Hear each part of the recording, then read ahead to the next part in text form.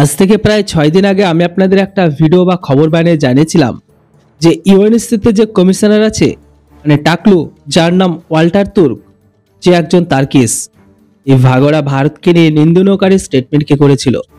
এমনকি ভাই সাহেব ভারতকে নিয়ে এমন একটি ওয়ার্নিং দিয়েছিল যে ভারত সরকার যদি মণিপুর আর কাশ্মীরের লোকেদের ওপর নরম মনোভাব না দেখায়, তাহলে তাদের অধিকার যদি ফিরে না দেয়, তাহলে ইউএন এই ব্যাপারে হস্তক্ষেপ অবশ্যই করবে। কেননা ইউএনএসসি এটা কখনোই মানবে না যে কোনো দেশের সরকার সেই দেশের সাধারণ জনতার উপর অত্যাচার করে। এই স্টেটমেন্টের পরে ভারতের বিদেশ প্রবক্তা মানে অরিন্দম বাগচি, যাকে বিদেশ নীতির দ্বিতীয় জয়শঙ্কর স্যারও বলা হয়, উনি ইউএন কমিশনারকে এক হাত নিয়ে বলেছিল, উনি ওয়াল্টারের রিপোর্টকে কাউন্টার অ্যাটাক দিয়ে এটাই জানিয়েছিল তখন যে ইউএন ইসরায়েলে হওয়া সেই আতঙ্কবাদী হামলাকে নিয়ে কেন কিছু বলে না, যে জঙ্গি হামাসরা ইসরায়েলের ছোট ছোট বাচ্চার প্রাণ নিয়েছিল আর তাদের সবের ওপর নাচানাচি করে ইসরায়েলকে মজাক বানিয়েছিল। রিসেন্ট আজারবাইজান আর্মেনিয়া রিয়াইসি এলাকাতে তুর্কি ড্রোন দিয়ে বোম্বিং করেছে, যেটিতে অনেক সাধারণ লোক মারা যায়, এমনকি তারা তাদের ঘরকে পর্যন্ত হারিয়ে ফেলে। আর ওপর তো ইউএন কমিশনার কখনো কিছু বলে না, কিন্তু ভারতের কাশ্মীর মণিপুর রাজ্যকে নিয়ে অনেক কিছু বলার থাকে তাদের।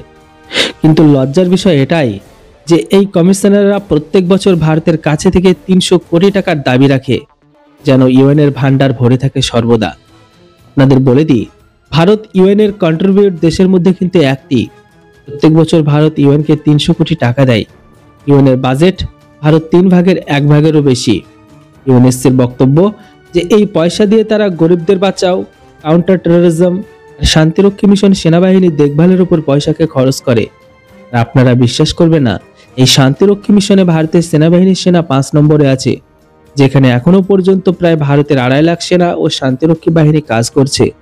আর গোটা বিশ্বের শান্তিরক্ষী বাহিনী সেখানে প্রায় এখনো পর্যন্ত 5830 জন যুক্ত আছে। এরপরে এই টাকলু কমিশনার বলে ভারত যেন সাধারণ লোকেদের উপর অত্যাচার করা বন্ধ করে। তো সেখানে আবার চীন, তুর্কি, পাকিস্তান এই সমস্ত কাজ কখনোই আগে থাকে না তারা। এই সব কিছুকে দেখে ভারতের বিদেশ মন্ত্রী জয়শঙ্কর কিছুদিন আগে ইউএনকে বলেছিল ভারতও প্রতি বছর ইউএনকে প্রচুর পরিমাণে টাকা দিয়ে থাকে, আর এটা আমরা কোনো ভিক্ষা দিই না। আমরা এত কিছু করার পরেও যদি ভারতের সম্পর্কে এরকম ভাবে আলোচনা হয়, তাহলে ভারত এই মঞ্চ থেকে আর কোনো আশা রাখেই না, আর না আমরা সামনের দিনে ইউএনকে কোনো ফান্ড দেব।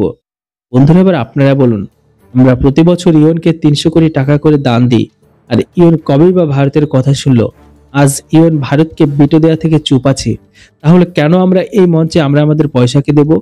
আপনাদের কমেন্ট অবশ্যই কমেন্ট বক্সে লিখে জানান। Thanks for watching. জয় হিন্দ, বন্দে মাতরম।